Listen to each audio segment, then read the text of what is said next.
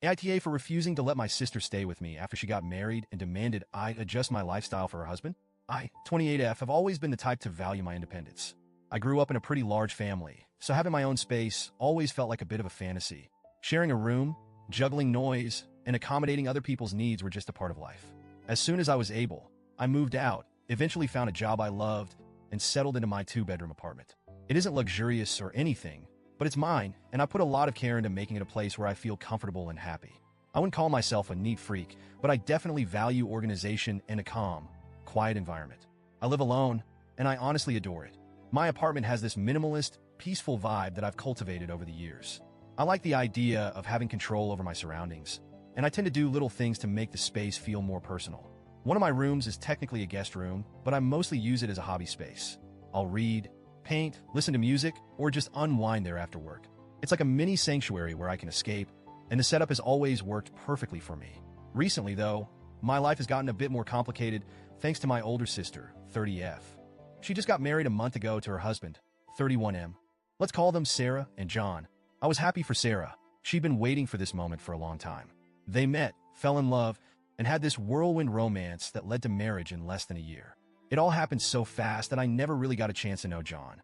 We've met maybe twice, once at their engagement, and then briefly on their wedding day. He seems fine, kind of quiet, maybe a little particular about things, but overall he seemed like a decent guy.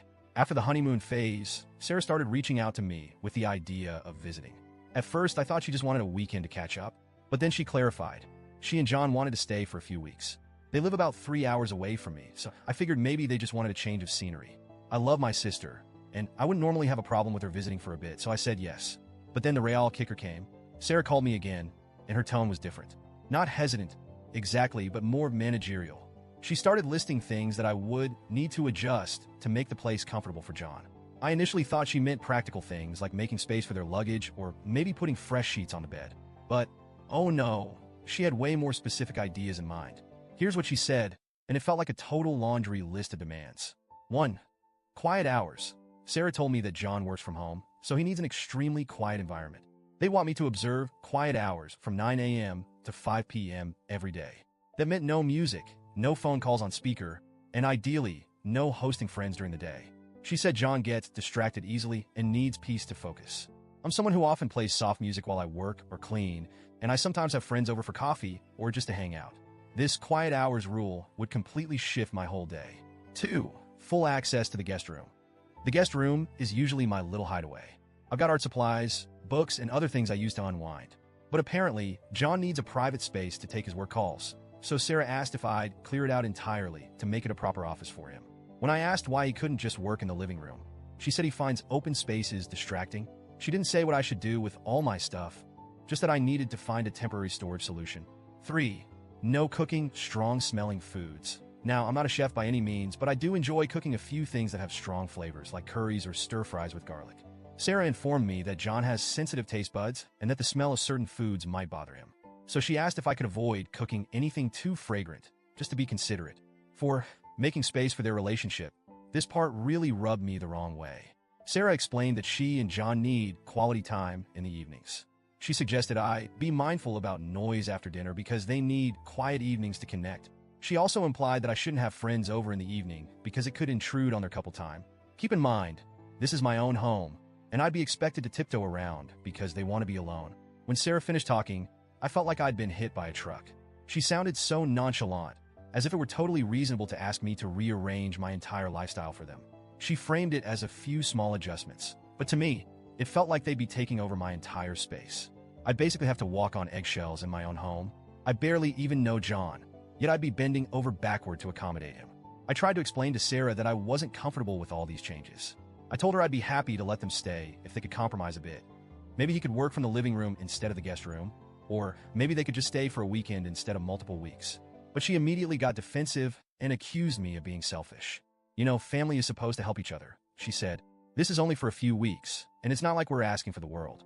When I said that it actually felt like they were asking for a lot, she got mad.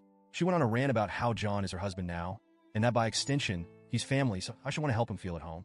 She tried to make me feel guilty for not welcoming him into my life. But to me, it wasn't about not wanting to welcome him. It was about maintaining some boundaries and not letting them completely disrupt my space. The call ended on a sour note, and now I'm left feeling guilty. Maybe I am being too rigid. Maybe I should be more accommodating, given that it's only temporary. But the thing is, I don't want to resent them. I don't want to wake up every morning feeling anxious because I have to tiptoe around my own home for a guy I barely know. I'm scared that if I give in to all her demands, I'll end up feeling so frustrated and uncomfortable that I'll resent them both by the time they leave. It's also making me question how well I really know my sister. She's always been a bit headstrong, but this level of entitlement feels new. I can't tell if it's her new marriage talking or if this is just who she is now. I even wondered if John was putting pressure on her to make these demands, but she seemed so adamant, like she genuinely thought I owed them these accommodations as family. Since our argument, she's barely spoken to me. She's left a few passive-aggressive texts.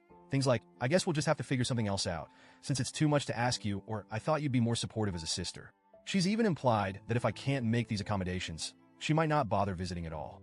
I don't want to lose my relationship with her, but I also don't think it's fair for her to make these demands and expect me to say yes without hesitation. And the guilt has been gnawing at me ever since.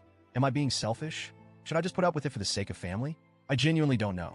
So, AITA for refusing to let my sister and her husband stay under these conditions? Or should I be more willing to compromise?